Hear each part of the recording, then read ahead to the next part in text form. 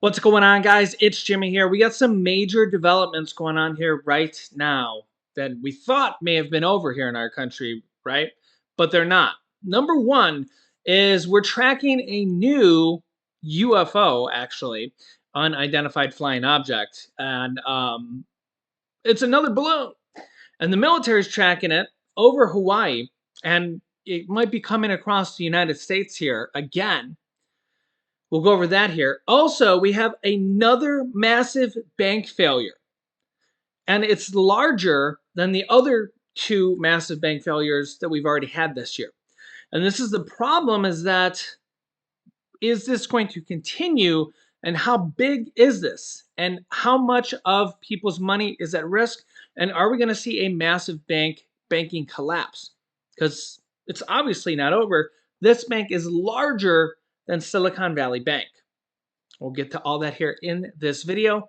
Let's jump right in. Thank you for liking and sharing these videos. Here we go. Okay, the US military is tracking another mysterious balloon. And they're saying it poses no threat, but they don't actually know what it is.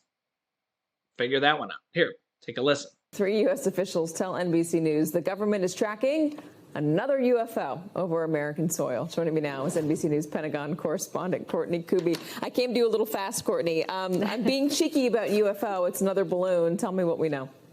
So it appears to be another balloon. I will say the officials that we're speaking to say that they don't believe this is a Chinese balloon, but they don't really know who owns it. It's been flying. It did fly over the last several days over part of Hawaii. Now it appears to be moving east towards Mexico. We don't exactly know where it is on that transit at this point.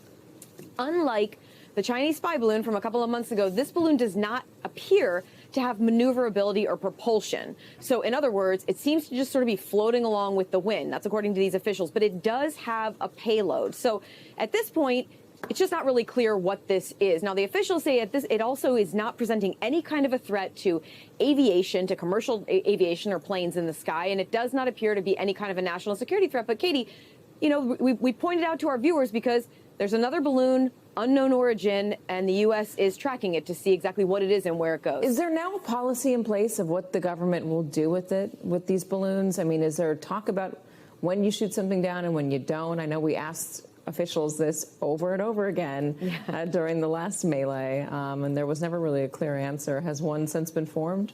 So from a military perspective, there is a very clear checklist that existed during all of the February time of the balloons that were shot down over several days to now, and it still exists. And if it's an immediate threat, the commander of NORTHCOM NORAD, General Glenn Van Herk, actually has the authority. If it presents an immediate threat, they know it's armed, and it may be something that could do immediate damage. He actually has the authority to shoot it down. But there's also a checklist that exists. So if something, they look at things like commercial aviation. Does it present an immediate threat to those?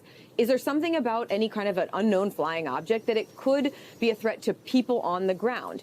Those are things that they go through. Again, in this case, that does not seem to be the case from a military perspective, but then there's also other layers of government bureaucracy. So if it seems that it is a ultimate threat, so not immediate, obviously it's going to go to the White House, it's going to go to the Secretary of Defense, they're going to discuss the possibilities, the FAA would be brought in. At this point, none of that seems to be the case. The U.S. military is still tracking it to see where it goes, but they're watching it. It's not impossible, by the way, here, Katie, if this thing goes over U.S. soil, that they would shoot it down. That's still in the realm of possible. Just not at this point. Yeah, so yet again here, so do we go up, shoot it down? Heaven forbid they use another $400,000 missile to shoot it down. Just use the gun turrets on the jets. You don't need to use a $400,000 missile to do it. And remember the one time they missed with a missile? Because, you know, on the one time they were just shooting down a smaller balloon and it wasn't an actual target with, you know, heat systems on it, and they missed. And then they had to shoot another missile. Just use the gun turrets. If you actually want to shoot it down and you don't want surveillance of these balloons going over. And the other thing is that, you know, there was speculation that, you know, one time it was a hobby balloon. There was speculation, we don't know. This one, it has a payload. It has a big, massive payload, apparently. So this is the question. It's like, do you shoot it down? Do you not? let me know your thoughts here in the comments. At least they're tracking these things now. Because I think we've kind of established now that in the past, even the Biden administration, the former President Trump administration, and the administrations before, they really weren't tracking these things. That only when they basically seen them were they like, oh, there's this balloon in the air. I wonder what it is. And there was a few sightings, and that was about it.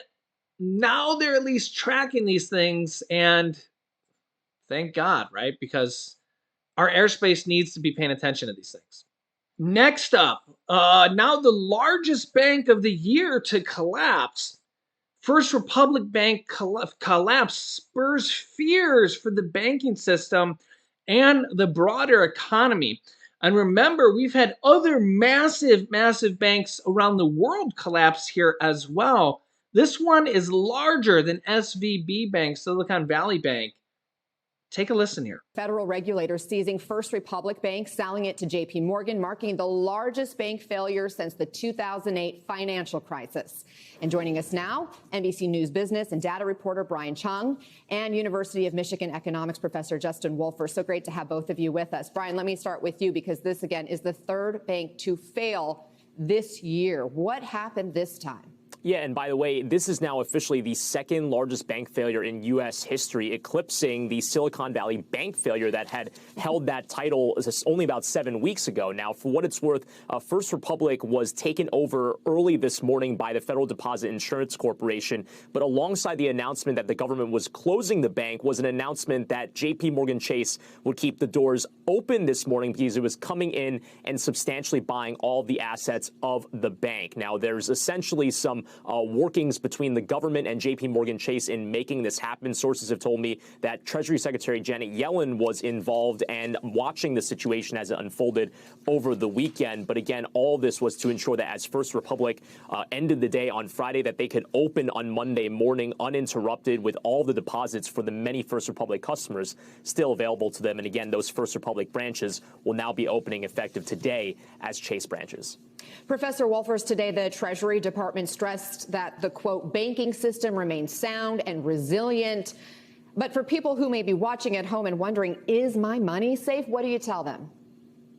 The short answer is yes. The good news for most families is if you've got less than $250,000 in any bank account, if it's a real bank, your deposit is insured by the federal government, which means no matter what happens, your cash is safe. If you're one of the unlucky folks who's got their money at First Republic, guess what? It's already fixed, already solved. Walk into any JP Morgan bank and you can withdraw your cash. It's all there.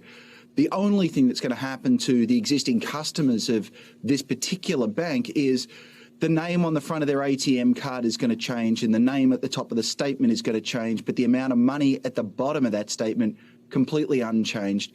And more broadly, yes, there's been a couple of bank failures. They're small banks. They have a particular set of vulnerabilities, but they have a set of vulnerabilities that almost no other American banks have. And so I feel quite confident that the rest of the sector is in very good shape. That is some good news. But if you look at the numbers, First Republic Bank had $229 billion in total assets. That was more than both Silicon Valley Bank and New York Signature Bank. I wonder, though, fear about instability can sometimes yield more instability. So even if other banks should be safe, what can or should be done to ensure that? Yes, so there's a number of issues here. One is for your viewers, what should they do? Well, if you've got more than $250,000 in the bank, you probably want to spread it around a little so that you're insured. There's a broader question. What do we think is going to happen to the economy? These numbers look eye-popping, but we have to put them in context. $229 billion sounds like a lot of money. Saying this is the second biggest bank failure sounds big. But let me put it another way. This is the 14th largest bank in the United States. First of all, that means there are 13 that are larger. Second of all, it means there are 4,000 that are smaller. This is a very small part of the entire financial system. So what are your thoughts there? 3 banks over $100 billion fail. 2 banks over $200 billion fail.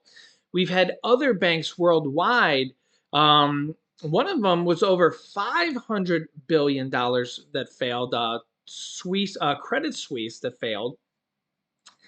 And this is starting to get pretty big. Now, the US government has done a very good job of sweeping it under the rug and being the fixer so far. But large, massive banks at some point can only absorb so much um, toxic debt. Okay. And this is kind of what they're doing right now. We had another bank that was bought symbolically for $1 because this is kind of what they're doing. They're buying toxic debt from these banks that are failing. And this kind of goes back to 2008, 2009, 2010 financial crisis, where if you've watched some of those movies, Too Big to Fail and stuff, the financial markets almost failed.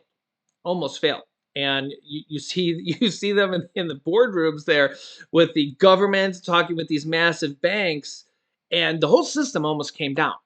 And the government was worried, the banks were worried, because what happens is these massive banks, they gamble with billions and trillions of dollars. And when the government starts raising interest rates, or actually the Fed does, this Fed is technically separate from the government, now these banks are starting to get in big trouble. And the Fed is going to keep raising interest rates. Well, we'll see here very, very soon. But the damage is already done. Even if the Fed stops here, these interest rates have gone up so quickly.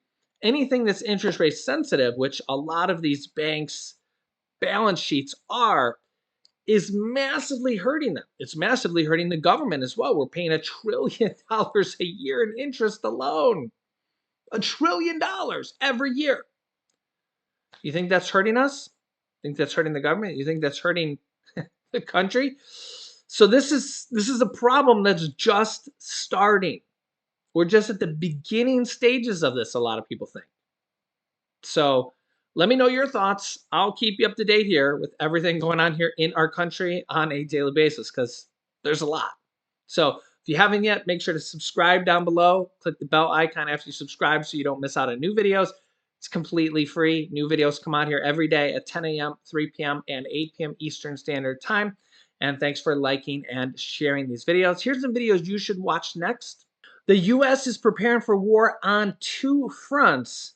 And here is an alarming decision coming for millions of Americans. So click on one of those videos next. Thanks for watching, guys, and I'll see you in the next video.